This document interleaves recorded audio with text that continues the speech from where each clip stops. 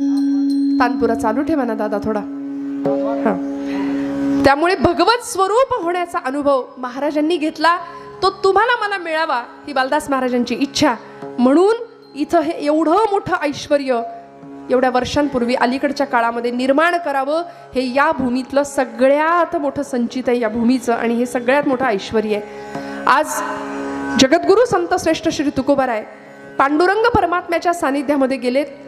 पांडुरंग परमात्म्याचा सानिध्याचा असा अनुभव मिळाला, देव पहावयासी गेलो तेथे देवची होऊनी ठेलो, मी आणि देव दोन राहिलोच नाही, अंतर्बाह्य प्रकाश अशी अवस्था निर्माण झाली. काय असतं दिव? देव या नावामध्ये दिव नावाचा धातू आहे, आणि दिव या शब्दाचा अर्थ आहे प्रकाश. संतांच्या पदस्पर्शाने पुनीत झालेल्या भूमीमध्ये आपण नुसते आलो तरी आपलं जीवन प्रकाशमान होतं. आपण देवत्वाकडे पोहोचतो. आपला प्रवास मनुष्यत्वाकडून देवत्वाकडे व्हायला सुरुवात होते. दिव म्हणजे प्रकाश, आणि परमेश्वर प्रकाश स्वरूप आहे मंडळी. अमृत अनुभवामध्ये अत्यंत सुंदर एका उदाहरणाच्या साह्याने मामासाहेब दांडेकर खूप सुंदर खुलासा करायचे. ते उदाहरण इतकं छान सांगायचे. ते म्हणायचे की एका गृहस्थानी सूर्याशी मैत्री केली. एका माणसानी सूर्यासोबत मैत्र केलं आणि सूर्याला तो मित्र म्हणायचा. पंचायतन पूजेमध्ये जगद्गुरु आद्य शंकराचार्यांनी आपल्याला दिलेली 5वी देवता म्हणजे सूर्यनारायण आहे. आपण रोज तिला पाहतो. रोज देव प्रत्यक्ष दिसत नाही का? दिसतो, दिसतो. पांडुरंग आता तुमच्या समोर जरी नाही आला, विष्णू नाही आला, तरी सुद्धा सूर्यनारायण नावाची देवता आपल्याला रोज पाहते. फक्त जे सूर्यवंशी आहेत त्यांना ती दिसत नाही. आपण सगळे लवकर उठतो का? ब्रह्ममुहूर्तावर उठणाऱ्या प्रत्येकाला भगवान परमात्मा दर्शन देतो. सूर्यनारायण, आदिनारायण, आदित्य नारायण. या सूर्यनारायणाशी एका गृहस्थानी मैत्री केली आणि तो त्याच्याशी संवाद करायचा. एक दिवस तो प्रवासाला गेला आणि प्रवासामध्ये एक मोठा बोगदा लागला. रस्त्याने जाताना एक बोगदा लागला. त्या बोगद्यातला अंधार पाहिल्यावर त्याच्या मनामध्ये असा विचार आला की माझा मित्र सूर्य आहे आणि मला अंधार बघावा लागतोय, काय उपयोग माझ्या मैत्रीचा? म्हणून तो सूर्याला जाऊन भेटला आणि सूर्याला सांगितलं की हे सूर्यनारायणा, अरे मी असा असा गावाला गेलो होतो आणि एक मोठा बोगदा मला लागला आणि त्या बोगद्यामध्ये माझी गाडी गेली, तर तुला माहितीये का तिथं सगळा अंधार होता. काय उपयोग तुझ्याशी मैत्री केल्याचा? तू तर जगाला प्रकाश देतो, पण मला अंधार बघावा लागला. सूर्याने ते ऐकलं आणि सूर्य म्हणाला, काय असतं ते अंधार? अंधार म्हणजे काय? हे कोण विचारतंय? स्वयंप्रकाशी असलेला सूर्यनारायण. काय असतो तो अंधार? तो गृहस्थ म्हणाला, तुला अंधार माहिती नाही? अंधार माहिती नाही? चल माझ्या बरोबर चल, तुला अंधार दाखवतो. म्हणून सूर्याला घेऊन तो गृहस्थ त्या बोगद्यात गेला आणि बोगद्यात सूर्य गेल्यानंतर काय झालं? अंधार निघून गेला. तो गृहस्थ म्हणाला, अरे आत्ता होता अंधार, आता कसा प्रकाश आला? तू आलास, अंधार निघून गेला आणि प्रकाश आला. सूर्य म्हणाला, अरे मी आलो, अंधार निघून गेला आणि प्रकाश आला. प्रकाश म्हणजे काय? सूर्य म्हणतोय, प्रकाश म्हणजे तरी काय रे? जो स्वयंप्रकाशी आहे त्याला रात्रही माहिती नसतो आणि दिवसही माहिती नसतो, अंधारही माहिती नसतो आणि उजेडही माहिती नसतो. सोहिरा म्हणे ज्ञान ज्योती तेथे कैची दिवस राती. गहिनीनाथांचे शिष्य आहेत सोहिरोबानाथ आंबिये, कोकण प्रांतातलं खूप मोठं नाव आहे. त्यांचा अभंग आहे, हरिभजना वीण काळ घालवू नको रे, दोरीच्या सापा भिवुनी भवा, अंतरीचा ज्ञान दिवा मालवू नको रे, हरिभजना वीण काळ घालवू नको रे. सोहिरा म्हणे ज्ञान ज्योती तेथे कैची दिवस राती. एकदा का आतली ज्योत प्रगट झाली, प्रज्वलित झाली की मग दिवस काय आणि रात्र काय. साधकाला सगळीकडे प्रकाश दिसतो, साधकाला सगळीकडे चैतन्याचाच अनुभव येतो. माऊली म्हणतात ना, चित्त चैतन्य चोरून नेले. चित्ताला मिळणारी चैतन्याची अनुभूती खरा नामधारक आणि साधक घेतो. ती अनुभूती तुकोबरायांना आली. म्हणून तुकोबराय भगवंताशी सानिध्य घेतात, भगवंताशी संवाद करतात आणि इतकं नातं जुळलं, सख्यत्वाचं जुळलं, प्रेमाचं जुळलं आणि मग भगवंताशी ही संत मंडळी बोलायला लागली, संवाद करायला लागली. आपण बोलतो का देवाशी? नाही. आपण असे भक्त आहोत, आपण एकतर अर्थार्थी भक्त आहोत. आपल्याला काहीतरी हवं असतं. भक्तांचे प्रकार आहेत ना, आर्त, अर्थार्थी, जिज्ञासू आणि ज्ञानी. ज्ञानी भक्ताची व्याख्या ज्ञानोबरायांनी केलीये. सगळीकडे मला पाहणारा हे तो समस्त हि श्री वासुदेवो, ऐसा प्रतीती रसाचा बोतला भावो, आणि भक्ता माझी रावो ज्ञानी तुझी. ज्ञानी भक्ताची व्याख्या केली, सगळीकडे भगवंताला जो पाहतो तो भक्तांचा रावो आहे, तो राजा आहे. त्याची व्याख्या केली. वडिलांनी बाजारातनं येताना लाडूची पिशवी आणली. पारदर्शक होती पिशवी, पिशवीत लाडू आहेत. ते पोरांनी पाहिलं, 4 मुलं, आणि 4ही मुलांच्या पैकी एक मुलगा होता, तो लाडवासाठी रडायला लागला. लाडू पाहिजे, वडिलांनी रडतोय म्हणून त्याला लाडू दिला. एक होता, तो नुसता लाडवाकडे बघत राहिला. दुसरा होता, तो लाडू मिळवण्याकरता वडिलांना याचना करावा लागला, मागायला लागला, लाडू मागायला लागला, बाबा मला लाडू पाहिजे. आणि जो चौथा होता की नाही, तो म्हणाला मला लाडू मिळो अथवा ना मिळो, मिळाला तरी आनंद आहे, नाही मिळाला तरी आनंद आहे. अशा अवस्थेमध्ये जो चौथा होता, लाडवाकडे नुसता बघणारा आहे तो जिज्ञासू भक्त आहे. लाडवासाठी रडणारा आहे तो आर्त भक्त आहे. लाडू मागणारा जो भक्त आहे तो अर्थार्थी आहे. आपण कसे आहे बघा, आपल्याला लाडू पाहिजे का? आज नाही मिळणार. अहो दिलेत लाडू. बालदास महाराजांनी आपल्याला काय दिलंय? हे हा भक्तीचा नामाचा केवढा मोठा प्रसाद दिलाय. मागण्याआधी सगळं दिलंय. फक्त अंतर्मुख होऊन आपल्याला बघावं लागेल. आणि मला मिळो अथवा न मिळो या भावनेनी शांत संयमी असलेला जो चौथा मुलगा आहे ना, किंवा चौथा प्रकार आहे, तो ज्ञानी भक्त आहे. मला असं वाटतं भक्तीच्या प्रांतामध्ये, भक्तीच्या टप्प्यावरती आपली अशी अवस्था झाली पाहिजे, सगळीकडे भगवंत भरलेला आहे ही अनुभूती संतांनी घेतली. तुकोबरायांनी ती अनुभूती घेतली, म्हणून भगवंताच्या प्रती इतकं सानिध्य आणि इतका ऐक्यभाव जुळला.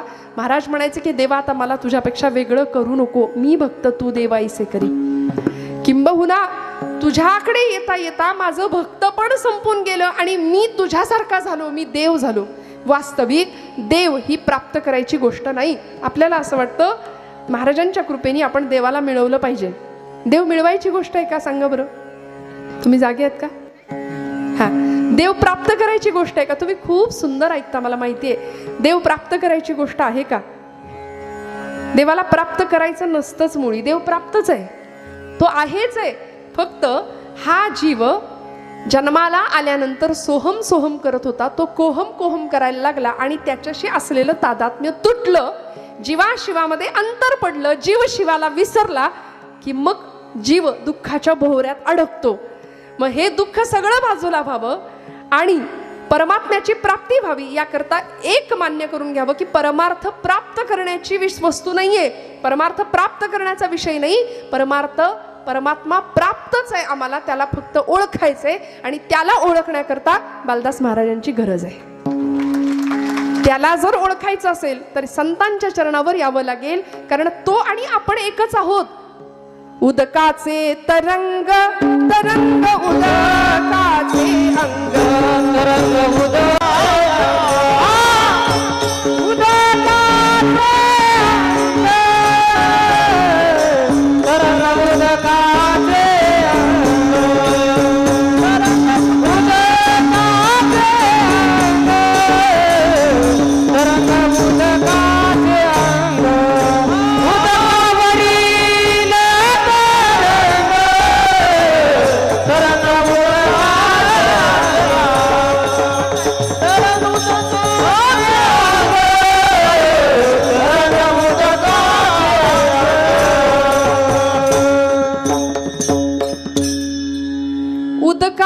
तरंग तरंग उदकाचे अंग उदका वेगळा नवे तरंग निराळा नवे तरंग निराळा नवे तरंग निराळा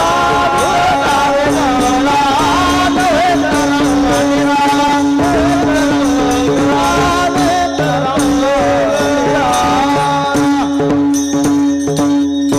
उदक म्हणजे काय? उदक म्हणजे पाणी. पाण्यावरचा तरंग हा पाण्यापेक्षा वेगळा नसतो, महाराजांचं म्हणणं आहे. हे सगळ्यांना माहिती आहे. पाण्यावर आलेला पाण्याचाच तरंग हा पाण्याचाच अंश आहे ना त्याच्यामध्ये. तसं जीव आणि शिव, जीव हे त्या शिवाचं प्रतिबिंब आहे. त्यामुळं बिंब आणि प्रतिबिंब याच्यामध्ये फारसा भेद नाहीच, ते एकच आहे.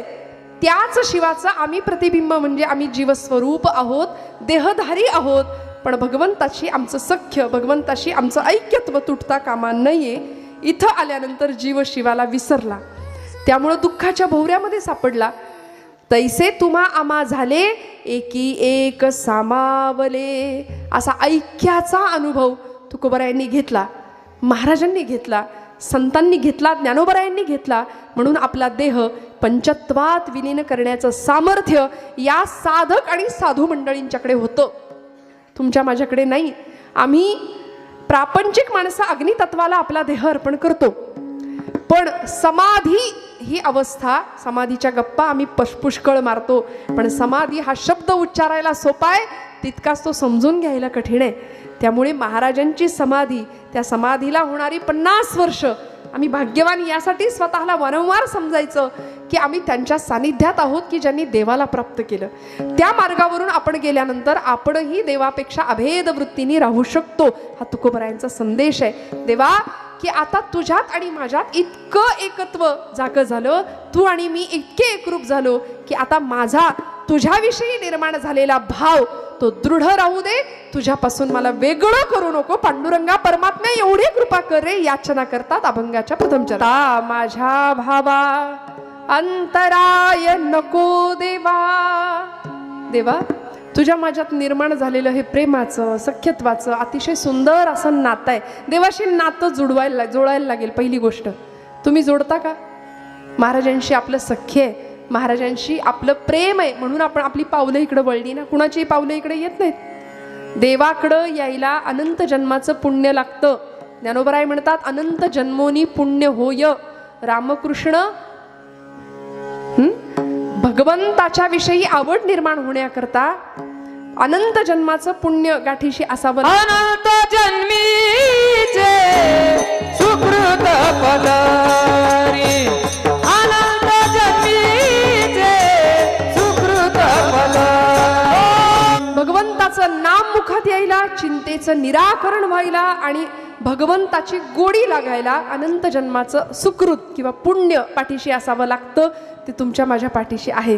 तुकोबराय म्हणले, या भाग्याने आम्ही तुझ्यापर्यंत आलोत. देवाकडं येऊन देवाला मागणं ही खूप मोठी गोष्ट आहे मंडळी. बघा, काही लोकांना देव कळतो पण मिळत नाही, काहींना देव मिळतो पण कळत नाही, काहींना देव कळतो सुद्धा आणि मिळतो सुद्धा, आणि काहींना देव कळतही नाही आणि मिळतही नाही. नुसतीच फरफट चालू आहे, नुसतीच धावपळ चालू आहे, नुसतंच आयुष्य पुढे सरकतंय. पण कधीतरी संतांच्या पायाजवळ यावं आणि देवाची ओळख करून देणारे संत, काय श्रेष्ठ उच्च प्रतीचं जीवन आहे, काय खडतर तपश्चर्या आहे, त्या तपश्चर्येची जाणीव जवळनं करून घ्यावी. संतांनी गुरुतत्वाचा आश्रय घेतला आणि देवाला प्राप्त केलं. प्राप्त झालेला देव आपल्यापासून दूर नाही गेला पाहिजे, ही आर्त भावना कायम हृदयामध्ये राहिली. तुकोबरायांच्या हृदयामधली हीच भावना तुकोबराय आज व्यक्त करतायत. आता माझ्या भावा, देवा प्राप्त झालास ना, आता माझ्यापासून दूर जाऊ नको. आता दृष्टी पुढे ऐसाचे दूर आहे, आता दृष्टी पुढे ऐसाचे दूर आहे, आता दृष्टी पुढे ऐसाचे दूर आहे, आता दृष्टी पुढे ऐसाचे दूर आहे. मी तुझा पाहे पांडुरंगा, तव मी तुझा पाहे पांडुरंगा, आता दृष्टी पुढे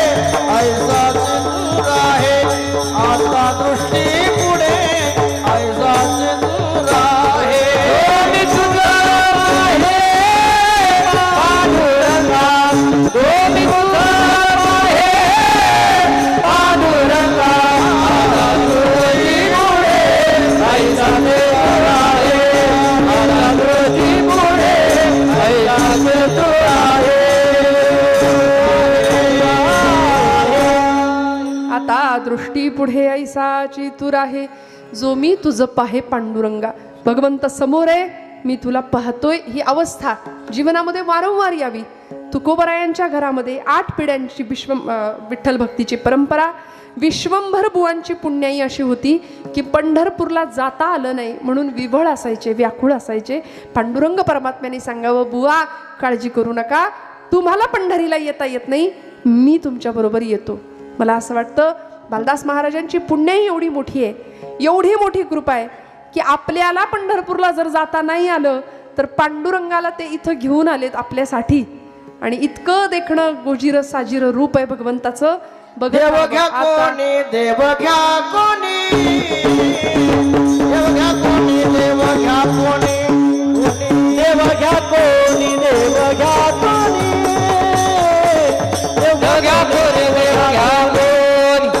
आईचा आला गज पुसोनी, आईचा आला गज पुसोनी.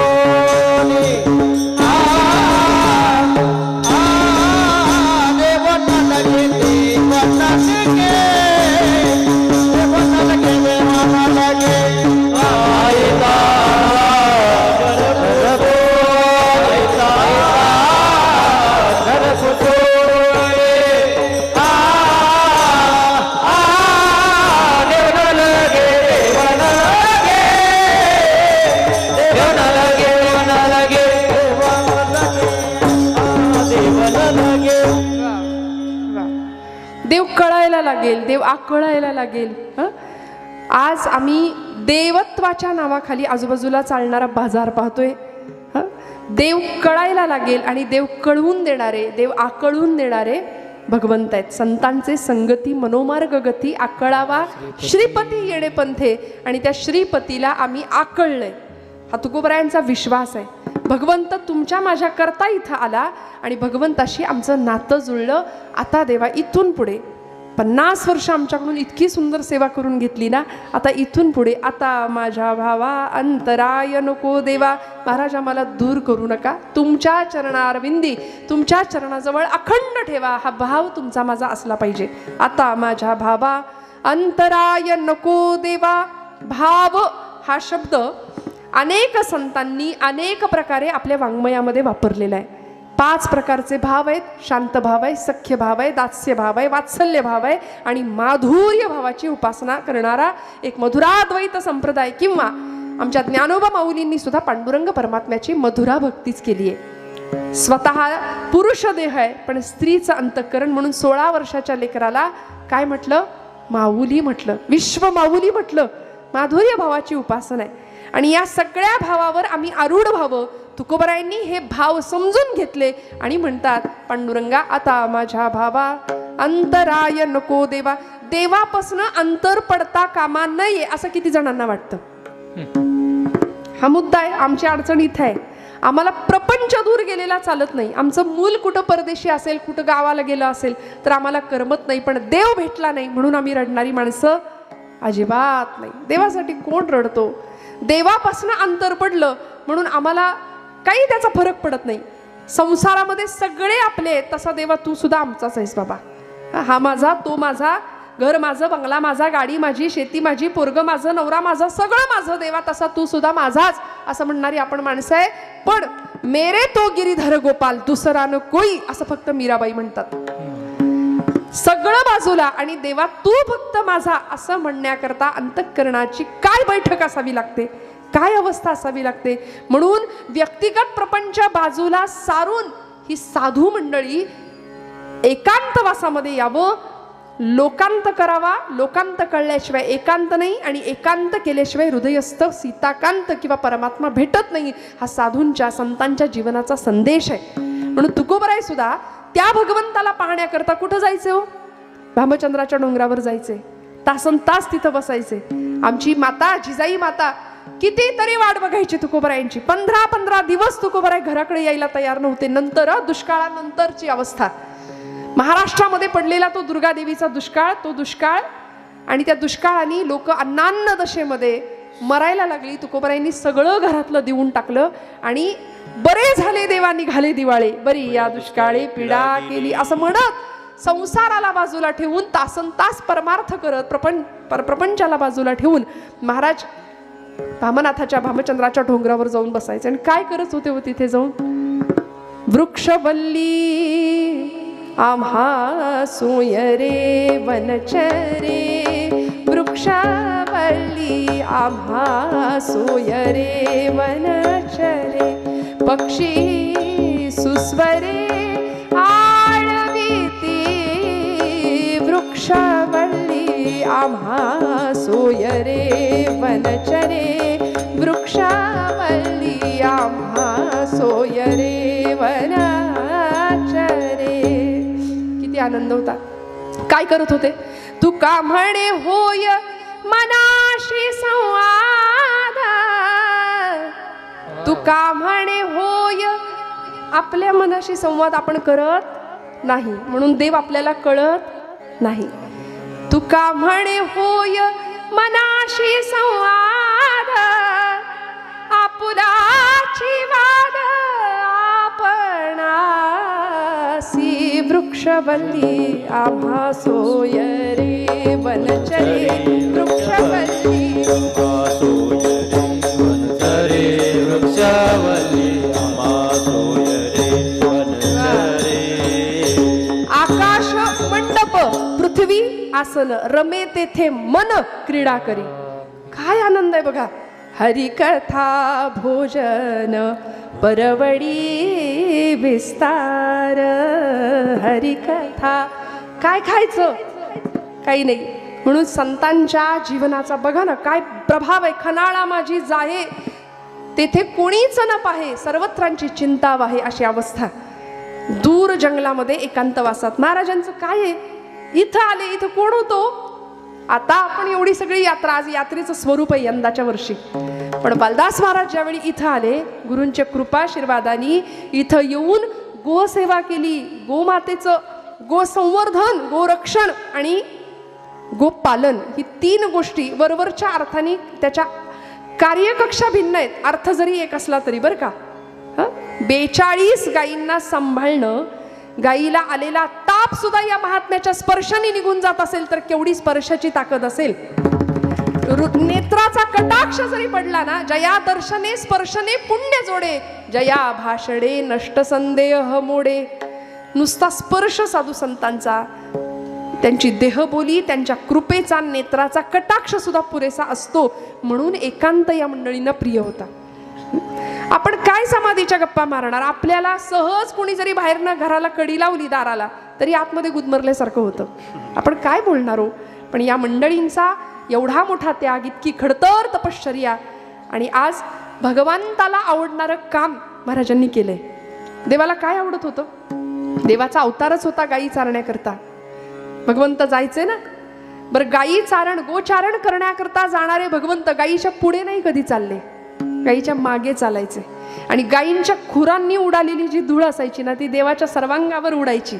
आणि गोरज मुहूर्तावर, म्हणजे संध्याकाळच्या मुहूर्तावर गायी घरी येताना भगवंत त्यांच्या मागे पांढरे शुभ्र होऊन देव यायचे. दिसायला कसे होते देव? सावळे होते, काळे होते, नीलवर्ण होता, पण तरी सुद्धा गायीच्या खुरांनी उडालेली ती धूळ अंगावर लागली की देव पांढरे व्हायचे. मग पांडुर आहे अंग ज्याचे, असा तो पांडुरंग.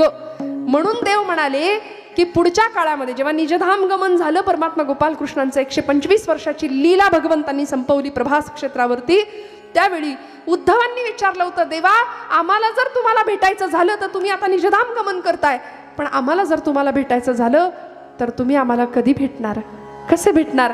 तेव्हा भगवंत म्हणाले, मी जरी देहानी गेलो तरी माझं तेज भागवत ग्रंथामध्ये मी ठेवून जाणार आहे, वृंदावनामध्ये मी माझं तेज ठेवून जाणार आहे. आणि तिसरी गोष्ट, प्रश्न विचारला होता द्वापार युगामध्ये, आता देवा तुम्ही आम्हाला कधी भेटणार? तेव्हा भगवंत म्हणाले, मीच ज्या काळामध्ये माझा रंग सावळा होता तेव्हाही रंग सावळाच असेल, पण गायीच्या खुरांनी उडालेली ती धूळ सर्वांगाला लेपन झालं, त्यामुळे माझं रंग पांडुर आहे अंग ज्याचे, असा तो पांडुरंग. म्हणून मीच द्वापार युगामध्ये विटेवर 28 युग भक्तांच्यासाठी तिष्ठत उभा राहीन आणि माझं गुज माझ्याच भक्ताला सांगीन. म्हणून पांडुरंग परमात्म्यानी आपल्या अंतःकरणीचं गुज भक्तांना सांगितलंय. नामदेवांना सांगितलं की नाही पांडुरंग परमात्म्यानी? देव कुणालाही आपलं सिक्रेट सांगत नाही, पण नामदेव महाराजांना पांडुरंग परमात्म्याने सांगावं, आषाढी कार्तिकी विसरू नका मज, सांगत असे गुज पांडुरंग, पतिता पावन मी तो आहे खरा, तुमचे बरा दिसत असे मला विसरू नका रे. अरे आज 28 युग पुंडलिकासाठी मी जरी इथं उभा असलो ना तरी सुद्धा मला विसर पडू नका. मग पंढरी नाही जमली तरी सुद्धा शिरगावमध्ये सौतेत तरी येऊन मला भेटा रे माझ्या राजांनो, माझ्या भक्तांनो, कारण मी तुमच्यासाठी उभा आहे. महाराजांनी मला तुमच्यासाठी इथं आणले. त्यामुळे त्या भगवंताशी सख्य तुकोबरायांचं होतं. इतकं सख्य, इतकं प्रेम होतं की तो भाव चरणावरती दृढ झाला आणि आता त्या भावापासून अंतर नको. तुकोबराय सांगतात, आता माझ्या भावा अंतराय नको देवा. भावाचे प्रकार आपल्याला मी सांगितले. शांत भाव गुरु शिष्यांमध्ये असावा, तो शांत भाव. सख्य भाव, सख्य भावाने भक्ती करणारे अनेक भक्त आपण पाहिले. अर्जुनाचं कृष्णाशी सख्यत्वाचं नातं होतं, सख्य भावाची भक्ती होती. दास्य भाव मारुतीराय, इथं येण्याला मारुतीरायांचा सुद्धा उपासना, आपण सगळी मंडळी इतकी भाग्यवान आहे बघा ना. बलभीमाची उपासना झाली महाराजांकडून आणि मारुतीरायांच्या पूर्ण कृपाशीर्वादाखाली म्हणजे स्वतःचं शरीरही तितकंच बलदंड, आरोग्य संपन्न राखून शरीरम आद्यम खलु धर्म साधनम असं म्हणून धर्माची उपासना, धर्माचं प्रतिष्ठापना या साधू संतांनी केली आहे. धर्माचं रक्षण या मंडळींनी केलंय. मारुतीरायांची जी भक्ती आहे ती दास्य भक्ती, रामचरणावरती समर्पण. काया वाचा मने अवघे दिले पंढरीराया, सगळं दिलं होतं, सगळं दिलं. पंच ज्ञानेंद्रिय, पंच कर्मेंद्रिय, मन आणि बुद्धी सगळं भगवंताच्या चरणावर समर्पित झालं की त्याला दास असं म्हणतात. दास ही कुठली अवस्था नाही, दास ही कुठली पदवी नाही. दास अशी परमोच्च भक्तिशास्त्रातली अवस्था आहे की जी भगवंताला आपला मालक समजते, की त्याच्याशिवाय मला दुसरं काही नाही. त्यामुळे मारुतीराय हे रामाचे दास होते, दास्य भक्तीचा परमोच्च आदर्श. त्यानंतर शांतभाव, दास्यभाव, सख्यभाव, वात्सल्यभाव. किती सुंदर भक्तीचा एक सुंदर प्रकार आहे बघा भावाचा. यशोदा मातेनी भगवंताची केलेली भक्ती ही वात्सल्य भावाची होती. वात्सल्य भाव आहे. देवाला बाळा म्हणजे किती सुंदर सांभाळलं. ज्यावेळी गोकुळ सोडून निघून गेले ना त्यावेळी उद्धवांना सांगायचे, उद्धवा माझ्या यशोदा मातेसारखी आई मला शोधून सापडणार नाही जगात. इतकं प्रेम यशोदेवर करावं भगवंतानी, इतकं प्रेम. आईवर किती प्रेम करावं परमात्म्यानी. त्यामुळे ही वात्सल्य भावाची भक्ती. परवा वारीमध्ये आमच्या म्हाताऱ्या आज्या घरातले देव घेऊन जातात वारीमध्ये पूजा करायला. बरोबर सकाळी उठल्या बरोबर सगळी अन्निका आटोपली की तिथं पूजा होते. का? घरात पूजा करणारं कोणी नाही आपल्याला माहिती असतं. म्हणजे आपण एकदा वारीला बाहेर पडलो की घरामध्ये देवावर पाणी घालायला असली माणसं तरी घालतीलच की नाही याची खात्री नसते बऱ्याचदा. आणि देवाला घेऊन वारीला त्या डब्यातनं देव बाहेर निघाले आणि माझं बारीक लक्ष होतं त्या आजीनी देव काढला, पण बाकीचे देव नव्हते. एकच होता आपला लड्डू गोपाल, बाळकृष्ण असतो की नाही देवाऱ्यात सगळ्यांच्या, तो बाळकृष्ण तिनं काढला आणि त्याची पूजा झाली. मी त्या आजीला विचारलं, म्हणलं आजी एवढे सगळे देव तू घरी ठेवले आणि एवढाच तेवढा लड्डू गोपाल, तू एवढाच बाळकृष्ण कसा काय घेऊन आली? तर तिने मला इतकं सुंदर उत्तर दिलं, अगं बाई म्हणली ती सगळ्यात तोच लहान आहे म्हटली, म्हणून त्याला घेऊन आली आहे. सगळ्यात लहान तो आहे, त्याला काहीच कळत नाही ना ग. वात्सल्य भावाचं इतकं सुंदर उदाहरण मी यापेक्षा दुसरं नाही पाहू शकत. म्हणजे आजही भगवंताला वात्सल्य भावानी पूजणं भजणं किती सुंदर आहे बघा ना. त्यामुळे वात्सल्य भाव आणि शेवटचा 5वा भाव सांगितलाय माधुर्य भाव, की ज्या भावाला आजही समाजामध्ये थोडंसं निंदेच्या दृष्टीने पाहिलं जातं. देवाला पती स्वरूपामध्ये मानणं. आज वारकरी पंथ हा विश्वपंथ होणारे हे भाकीत वर्तवलं होतं. कुणी? प्रज्ञाचक्षू संतश्रेष्ठ श्री गुलाबराव महाराज, माधांचे विदर्भातलं एक रत्न आहे, प्रज्ञाचक्षू होते. पण भविष्यामध्ये वारकरी संप्रदायाचं भाकीत वर्तवलं. वारकरी पंथ हा विश्वपंथ होईल. आज आपण माऊलींच्या मंदिरात आळंदीला गेलात तर कारंजा मंडपामध्ये गुलाबराव महाराजांचं चित्र आहे, फोटो आहे. अतिशय सुंदर पद्धतीने ज्ञानेश कन्या म्हणवायचे स्वतःला आणि कृष्णपत्नी म्हणवायचे. माऊलींनी दर्शन दिलं गुलाबराव महाराजांना. स्वतःच्या मांडीवर बसवून कर्णरंध्रामध्ये गुरुमंत्र पेरलाय. इतका सुंदर कृपेचा वर्षाव केलाय ज्ञानोबारायांनी, म्हणून स्वतःला कृष्ण पत्नी म्हणवायचे आणि मधुराद्वैत संप्रदायाचा अत्यंत सुंदर असा प्रचार प्रसार केला. मी सांगितलं गुलाबराव महाराजांनी भाकीत वर्तवलं वारकरी संप्रदायाचं. संतांना दूरदृष्टी होती, संतांना पुढचं दिसत होतं. आज बालदास महाराज सुद्धा अनेकांनी पाहिलेलं आहे. बालदास महाराज ज्यावेळी म्हणायचे की अरे यात्रा भरली आहे, जत्रा भरली आहे, कुठली जत्रा आणि कुठलं काय, त्या काळी लोकांना काहीच दिसत नव्हतं इथं. महाराज अहो तुम्हाला यात्रा भरलेली नेमकी दिसते तरी कुठं, कुठं जत्रा भरली आहे. मला असं वाटतं 50 वर्षापूर्वी महाराजांनी केलेलं भाकीत हे आज आपण याची देही याची डोळा पाहतोय की नाही. यात्रेचं स्वरूप आहे, जत्रेचं स्वरूप आहे. इतका सुंदर देवाचा सोहळा, तुम्ही आम्ही खेळीमेळी गदारोळी आनंदे. ही दिवाळी आहे खरी बरं का ज्ञानाची. दरवर्षी दिवाळी येते, ती दिवाळं काढून नेते, पण ही दिवाळी तुमच्या माझ्या अंतःकरणाला प्रेरित करणारी किंवा प्रज्वलित करणारी दिवाळी आहे. त्यामुळे आज महाराजांची पूर्ण कृपा तुमच्या माझ्यावर आहे.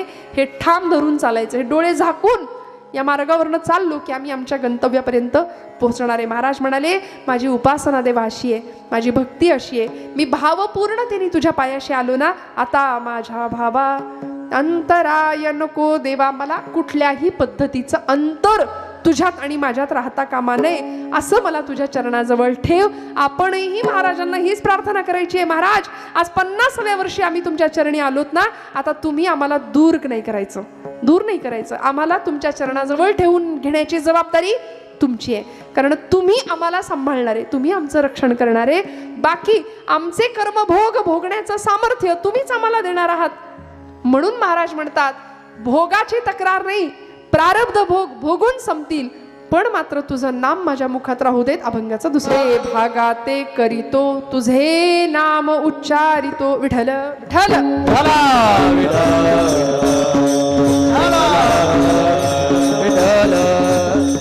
महाराज म्हणाले देवा तू आम्हाला जर तुझ्या पायाशी ठेवलंस ना, आता अंतर देऊ नकोस आणि आमच्या वाट्याला जे आले ते सगळे भोग आमची भोगण्याची तयारी. आले भागाते करीतो, जे वाट्याला आले ते आनंदाने स्वीकारलं. तुझे नाम उच्चारितो, पण परमार्थापासून आम्ही जराही दूर हटणार नाही. प्रपंच आम्हाला इतका गुरफटवून ठेवतो की इकडं यायला अवसर देत नाही, संधी देत नाही, वेळ नाही. असं आम्ही दिवसातनं 10 वेळा बोलतो की नाही. येताय का कीर्तनाला? कुठला वेळच नाही.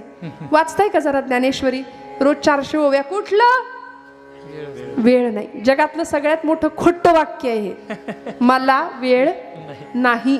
आणि दिवसातनं आपण ते 10 वेळा उच्चारतो, मला वेळ नाही, मला वेळ नाही. अनेक कारण आहेत, पण तुकोबाराय म्हणले आम्ही कारणं मध्ये आणणारच नाही, आम्ही तक्रारी करणारच नाही. आम्ही इकडे येणार, आमची पावलं इकडे येणार. आले भागाते करीतो, सगळं भोगण्याचं सामर्थ्य तू आम्हाला देणारच आहेस. तुझे नाम उच्चारितो. प्रारब्धाचे भोग भोगून संपवावे लागतात. बघा परमेश्वर आपल्या पापातही नाही आणि पुण्यातही नाही, तो आपल्या सुखातही नाही आणि आपल्या दुःखातही नाही. एका जनार्दनी भोग प्रारब्धाचा हरिकृपे त्याचा नाश झाला. भगवंताच्या कृपेने प्रारब्ध भोग संपू शकतात, पण आम्हाला ते भोगावे लागतील. मग त्याची तक्रार देवाकडे करायची का? देव आपल्या कशातच नाही, देव पुण्यातही नाही आणि पापातही नाही. तो भोग भोगीन आपुला घाली विठ्ठला भाग तुझं, घाली विठ्ठला भाग तुझं, घाली विठ्ठला भाग तुझं. भोग भोगीन आपुला घाली विठ्ठला भाग तुझं, घाली विठ्ठला भाग तुझं, घाली विठ्ठला भाग तुझं. देवावर आपल्या भोगांचा भार घालणारी माणसं फार लबाड बर का, लबाड. आपण कुठल्या कॅटेगरीत मोजतो ते बघायचं. चांगलं झालं की देव नाही आठवत, जरा कुठं खुट्ट झालं बिनसलं की मग आपण देवावर आपल्या भोगाचा भार टाकतो. तुकोबाराय म्हणतात न घाली भार विठ्ठल. आता तुझ्यावर भार नाही आमचा, सगळे भोग आम्ही भोगणार आहे, सगळी दुःख आम्ही पचवू, आम्ही भोगू, पण देवा तू आमच्या सोबत राहा. आता माझ्या भावा अंतराय नको देवा. आले भागाते करीतो, पण तुझे नाम उच्चारितो. संसारातली प्रतिकूलता ही परमार्थाची अनुकूलता ठरते. हे ब्रह्मचैतन्य गोंदवलेकर महाराजांचं वाक्य आहे. मी परत सांगते, संसार प्रतिकूल असतो त्याचाच परमार्थ सुंदर घडतो. सगळं उत्तम असेल तर परमार्थ सुंदर घडेल असं फार कमी अपवादात्मक. ज्याच्या पडे संसारासी चिरा देव येई त्याच्या घरा. देव असाही घरी येत नाही, ज्याचा संसार फाटतो ना तिथं देव येतो. म्हणून खरं सांगू का, आपल्या आयुष्यामध्ये जर प्रतिकूलता आलीच असेल ना, तर आपलं असं समजून जायचं की देवाला हेच अपेक्षित आहे बरं का. रडायचं नाही. माणसं फार रडतात, फार तक्रारी करतात, देवा काय रे तुला बघवलं नाही का, देवाला कशाला बघवते, आणि देवाचा काय सहभाग आहे तुमच्या माझ्या, तो कशातही नाही. रजस्तवश्च मनस्वा उद्वंश दोषा उदारतो. जे मन रजतमांच्या आहारी गेले, जे मन पाप प्रवृत्त आहे आणि त्या मनाकडून क्रिया घडते, विचार होतो, मग शरीराकडून क्रिया घडते आणि मग आम्ही दुःखी होतो आमच्याच कर्मांनी. देवाचा आमच्या पापातही वाटा नाही आणि पुण्यातही वाटा नाही, सुखातही नाही आणि दुःखातही नाही. त्यामुळे हे सगळे भोग आम्ही भोगून संपवणार एवढी त्याला खात्री द्यायची. बऱ्याचदा आमच्या आयुष्यामध्ये जरा काही बिनसलं की आम्हाला महाराज आठवतात, एरवी कदाचित आठवत नाहीत. म्हणून आज एवढी गर्दी आहे, ही रोज असते का? काय येईल बालदास महाराजांकडे रोज कोणी? आमच्या संसारामध्ये दुःख आलं की महाराज आम्हाला आठवतील, महाराज एवढं करा ना. चमत्कारी साधू आहेत, क्षमाशील आहेत, दयाशील आहेत, म्हणतील ते पुरवतील आकांक्षा. फक्त अनन्य भावाने शरण गेलं पाहिजे. तुम्ही मागाल ते देण्याची ताकद आहे आजही. फक्त अंतःकरणापासून शरणागती गेली पाहिजे आणि भोग भोगण्याची ताकद आम्हाला द्या, एवढं मागितलं तरी बस आहे. मला असं वाटतं आपल्याला मिळालंय त्याच्यामध्ये परमात्मा, मला असं वाटतं की परमात्म्याने आपल्याला जे दिलंय ना ते तेवढं मिळण्यातच आपलं कल्याण आहे असं समजावं. तुकोबराय म्हणतात, जेव्हा देवा जे दिलंस ना त्याच्यामध्ये मी समाधानी. आले भागा ते करीतो तुझे नाम उच्चारितो. बरं, भोग भोगण्याची ताकद. भोग कुणाला नाही भोगावे लागले, सगळ्यांना भोगावे लागले. देवादिकांना सुद्धा भोग भोगावे लागले, देवादिकांना सुद्धा कष्ट, संतांना सुद्धा कष्ट. तुकोबरायांना कमी त्रास दिला का? महाराजांना कमी त्रास दिला असेल का? त्या काळच्या मंडळींनी किती खडतर तपश्चर्या करावी लागली असेल. ज्ञानोबरायांना काय पाप केलं होतं, पण संन्याशाची पोरं म्हणून कायम विटंबना केली समाजाने. कायम माऊली असे निघाले ना की लोक म्हणायचे, अरे संन्याशाच्या पोरांनो, कशाला रे तुम्हाला गोडा धोडाची चटक पाहिजे जिभेला? मुक्ताबाईंनी नुसतं खापर आणण्याकरता जावं तर विसोबा काकांनी सांगावं, संन्याशाची पोरं तुम्ही कशाला जिभेला गोडा धोडाची चटक पाहिजे, आणि इकडे ते खापर फोडून टाकावं. काय पाप केलं होतं? अरे तुम्ही मरत का नाही रे पोरांनो, जगता तरी कशाला? म्हणजे समाजाला ही 4 लेकरं समोर सुद्धा नकोशी होती. इतकं छळलंय. मग मला सांगा, परमेश्वराने आपल्याला काय कमी दिलंय? अत्यंत सुंदर जीवन दिल्यानंतर सुद्धा त्याच्या कृतज्ञतेत आम्ही राहावं ही संतांची अपेक्षा आहे. आले भागा ते करीतो तुझे नाम उच्चारितो. साधू संतांना भोगावं लागलं, अहो देवाला भोगावं लागलं. देवाला राम प्रभू आत्ता दशरथ राजा सांगतायत, रामा उद्या आपल्याला राज्याभिषेक आहे, अयोध्येच्या गादीवर राजसिंहासनावर बसायचंय. दशरथ राजांनी आत्ता बातमी द्यावी आणि थोड्या वेळाने कैकईशी संवाद झाला की लगेच रामांना बोलवून घेतलं. सांगितलं, रामराया उद्या राजसिंहासनावर राज्याभिषेक नाही, उद्या वल्कल परिधान करायची आणि 14 वर्षासाठी वनवासात जायचं. काय झालं असेल हो? आताचा राम असता तर, आताचे आपण असतो तर, सत्तेसाठी, संपत्तीसाठी, पैशासाठी सगळं चालू आहे की नाही? सगळी ओढाताण सगळी त्याकरता चालू आहे. मग म्हटले का नाही मी उद्या गादीवर बसणार होतो, मी गादीवरच बसणार नाही. भरताला राज्यपद आणि रामाला 14 वर्ष वनवास, हे कैकईचं वचन. आईसाठी, आपल्या पित्याच्या वचनासाठी सगळं बाजूला ठेवलं आणि हसत हसत वल्कल परिधान करून निघाले. आले भागा ते करीतो. प्रभूंनी सुद्धा स्वतःला आलेलं सगळं स्वीकारलं. भगवंतांनी, परमात्मा गोपाल कृष्ण सगळं होतं. राज ऐश्वर्य होतं, द्वारकेचा राजा होता, सिंहासन. मथुरेच्या कारागृहामध्ये जन्म झाला. काय मिळालं? कारागृहामध्ये जन्म झाल्याबरोबर ज्याला आपल्या आईचा विरह सहन करावा लागला तो भगवंत. केवढं मोठं दुःख आहे माझ्या परमात्म्याच्या आयुष्यात. बघा ना, एकदा चरित्र बारकाईने पाहूया. जन्माला आल्याबरोबर आईचा विरह झाला, गोकुळात यावं लागलं. गोकुळात यशोदा मातेचं भरभरून प्रेम मिळालं, गोकुळवासियांचं प्रेम मिळालं, गोपींचं प्रेम मिळालं. पण किती? 11 वर्ष 4.5 महिने देव गोकुळात राहिले. त्यानंतर गोकुळाचा विरह सहन करावा लागला. मथुरेला आले. मथुरेमध्ये कंसाला काय केलं? मारलं. कंसाला मारलं. पुढची गणितं आपोआप सुटली. तुम्ही जागे आहेत ना सगळे? आमचे गुरुजी लहानपणी आम्हाला सांगायचे, गणित जर व्यवस्थित सुटायचं असेल तर आधी कंस सोडवायला लागतो. कृष्णाने आधी कंसाला सोडवलं, पुढची गणित आपोआप सुटली. इतकं सुंदर धर्मकारण केलं, इतकं सुंदर नीतिशास्त्र खेळलं भगवंतांनी. राजधुरंधरपणे इथला धर्म भगवंतांनी टिकवला, जगवला. धर्माचं उत्थान केलं, धर्माची स्थापना केली. कुरुक्षेत्रावर धर्मयुद्ध झालं, म्हणजे द्वारकेची स्थापना झाली. पांडवांना घेऊन धर्माचा विजय, सगळं आपल्याला माहितीये. आणि त्यानंतर गांधारीला भेटायला गेले होते देव. गांधारी मातेनी भगवंतांना भेटल्याबरोबर गांधारीला भगवंतांनी नमस्कार करावा, त्यावेळी गांधारीने देवाला शाप दिला. गांधारी माता म्हणते, कृष्णा, अरे लबाडा, सगळं तुझ्या हातात होतं, तू हे थांबवू शकला असतास.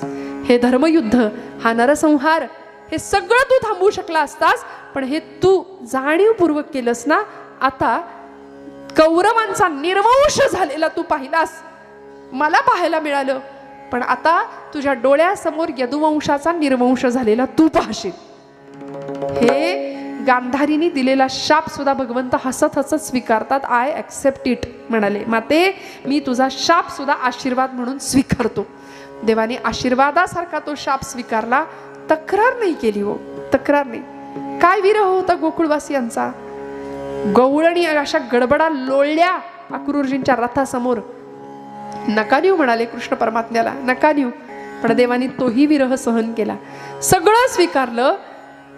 यशोदा मातेच्या त्या वाड्यासमोर, नंद बाबांच्या वाड्यासमोर ज्यावेळी अक्रूर महाराजांचा रथ आला ना, त्यावेळी सगळ्या गवळणी विचारत होत्या यशोदेला की, यशोदे, गौरन म्हणती यशोदेला,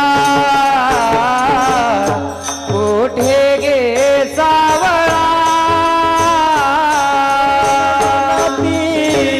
यशोदेला, कुठे गे सावळा. वारध शृंगारीला साही ओ मजला. शृंगारीला साही ओ मजला. क्रूर उभासे बाई गे साजनी,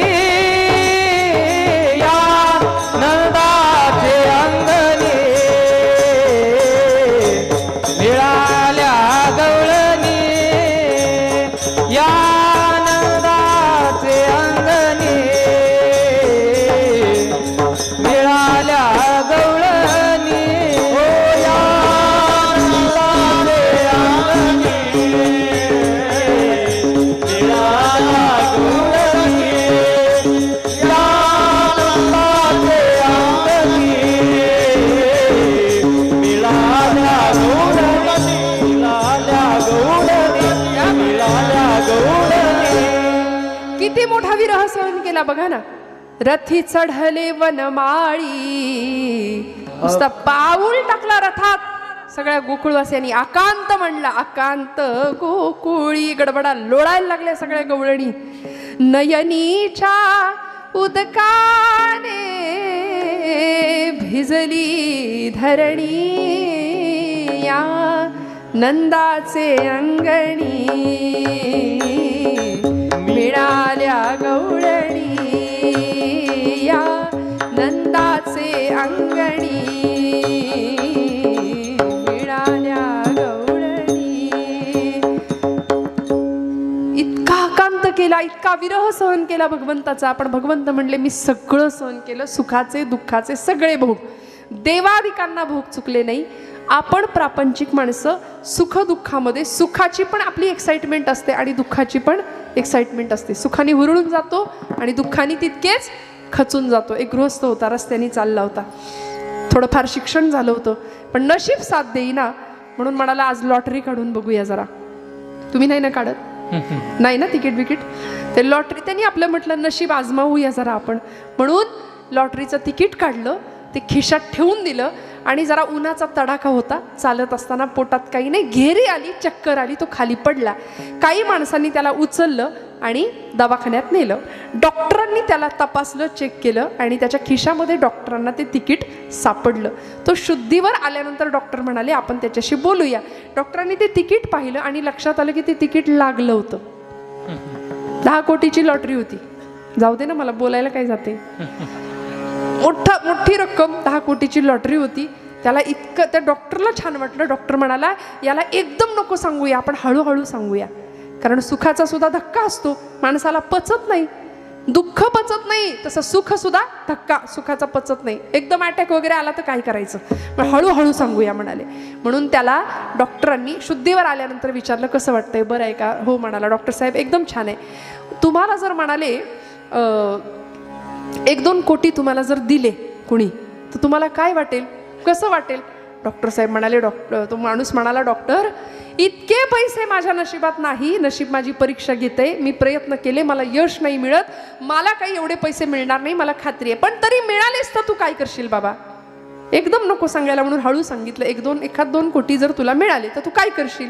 तो म्हणाला, डॉक्टर साहेब माझं पुरेसं शिक्षण झालंय इंजिनिअरिंग क्षेत्रातलं, बाबा मी थोडासा एखादा डिप्लोमा केलाय तर मी गॅरेज टाकेन म्हणाला छानपैकी.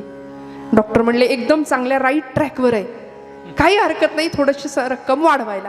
तुला जर 5 कोटी रुपये दिले तर तू काय करशील? तो म्हणाला, मग रोज हात काळे कशाला करू, माझ्याकडे माणसं कामाला ठेवतो, माझी एक स्वतःची कंपनी सुरू करतो आणि स्वतःचा शोरूम काढतो म्हणाले. डॉक्टर म्हणाले एकदम राईट वळणावर गाडी आहे, आता हरकत नाही, तुला जर 10 कोटी दिले तर तू काय करशील? तो म्हणाला, डॉक्टर साहेब एवढं माझ्या नशिबात मिळेल असं मला तरी नाही वाटत, पण जर 10 कोटी मला कुणी दिलेच तर त्यातले 5 कोटी मी तुम्हाला देईन, डॉक्टर बेशुद्ध जागेवर. विठ्ठल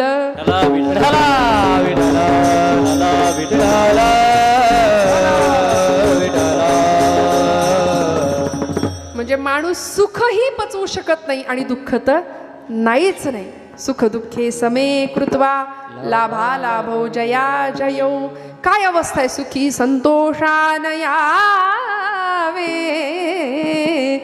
दुःखी विषादान भजावे आणि लाभा लाभ न धरावे मना माझी.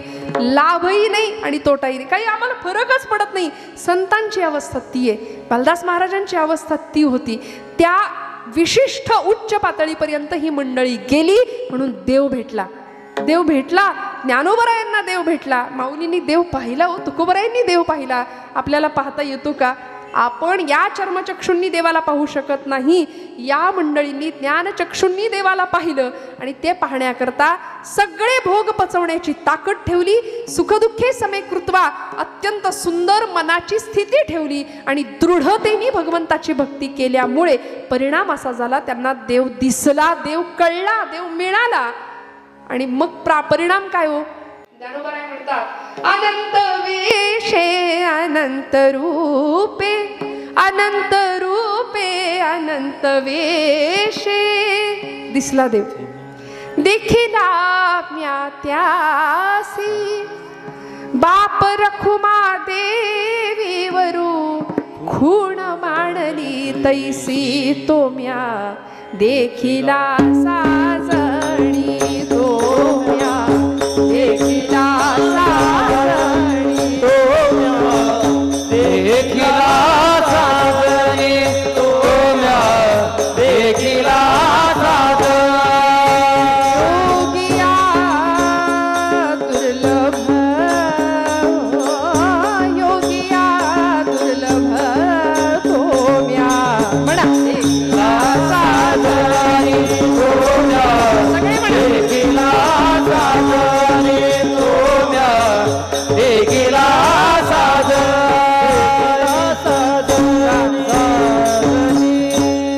देव दिसायला लागतो. देव दिसला होता, निवृत्तीनाथांना देव दिसला. असे सरोवराजवळ बसले आणि बिंब भगवंताचं म्हणजे चंद्राचं पौर्णिमेचं आणि त्याचं प्रतिबिंब पाण्यात पाहिलं आणि निवृत्तीनाथ म्हणाले की मला देव दिसला, मला देव कळला, मी त्याला ओळखलं.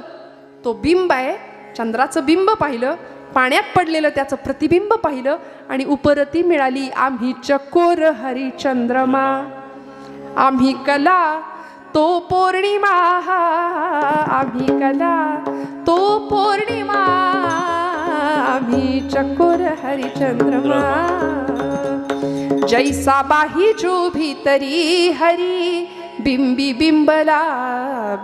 बिंबला एक सूत्री आम्ही चकोर हरिचंद्रमा आम्ही चकोर आहे हरिचंद्रमा आहे आम्ही प्रतिबिंब आहे तो बिंब आहे आम्ही जीव आहोत तो शिव आहे आणि जीवा शिवाची गाठ ज्या दिवशी झाली त्या दिवशी इतका आनंद होतो आणि आता ही जी गाठ आहे ना ही सुटता कामा नये म्हणून आता माझ्या भावा अंतराय नको देवा म्हणत ज्ञानोबांच्या आयुष्यामध्ये अनुभूतीचा मोगरा जसा फुलला तसा साधकाच्या जीवनामध्ये हाच मोगरा भक्तीचा फुलावा याकरता तुमच्या माझ्या हृदयामध्ये सुद्धा ज्ञानोबाराय म्हणतात ना इवलेसे रोप लावियले द्वारी तसं भक्तीचं रोप असं हृदयात रुजलं पाहिजे की आमच्याही हृदयामध्ये मोगरा शुभ्रता स्वच्छता धवलता निर्माण झाली पाहिजे आणि तिथं देव येऊन साकार होणार आहे त्याकरता मनाची अवस्था कशी असली पाहिजे अभंगाचं तिसरं दृढ माझे मन येथे राखावे बांधून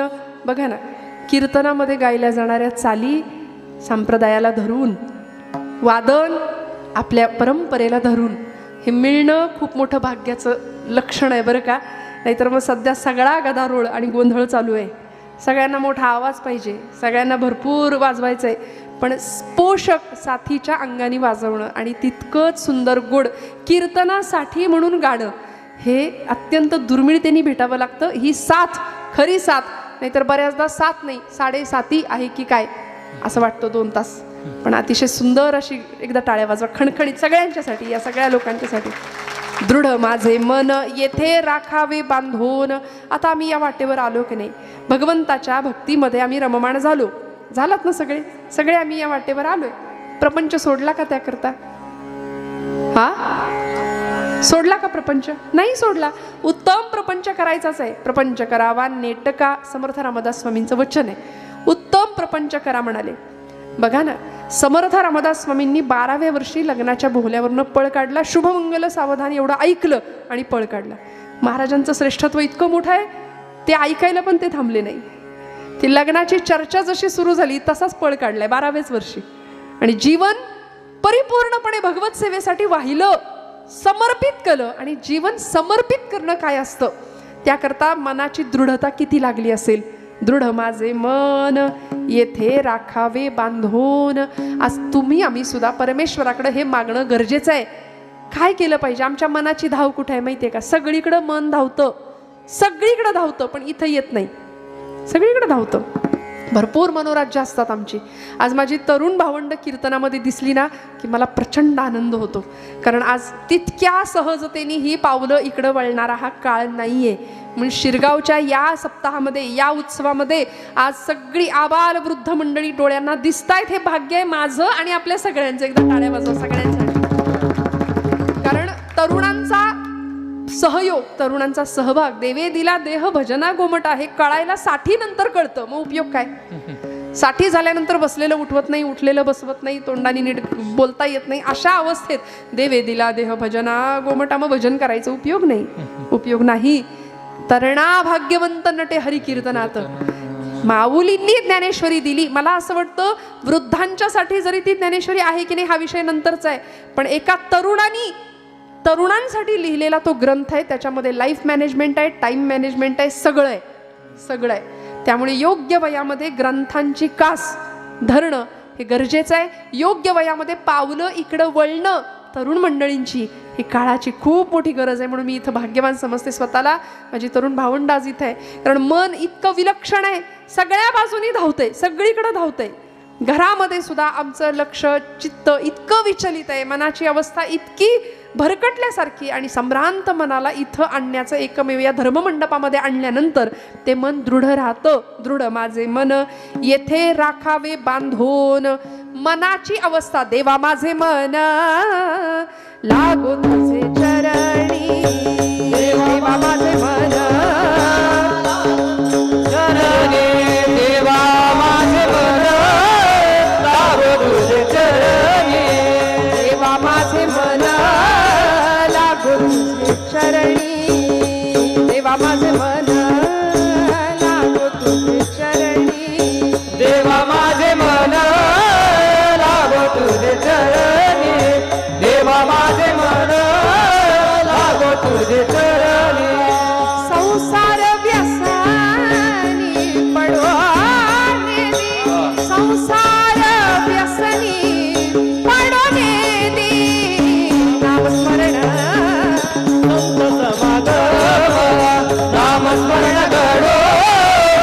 संसार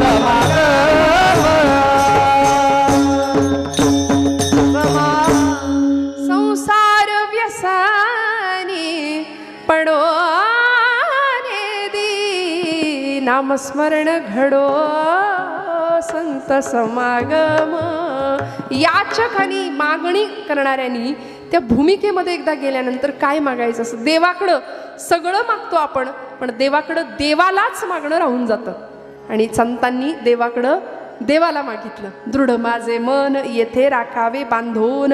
मनाची अवस्था अशी आहे की ते सगळीकडं धावतं पण इथं येत नाही. मन वढाय वढाय उभ्या पिकातलं ढोरं म्हटलं बहिणाबाईंनी. वढाळ एखाद्या जनावराची वासराची उपमा दिली. त्यामुळे ते मन, मनो हि द्विविधम प्रोक्तम शुद्धम च अशुद्धमेव च अशुद्धम कामसंकल्प शुद्धम काम विवर्जितम. अवस्था कशी झाली पाहिजे मनाची?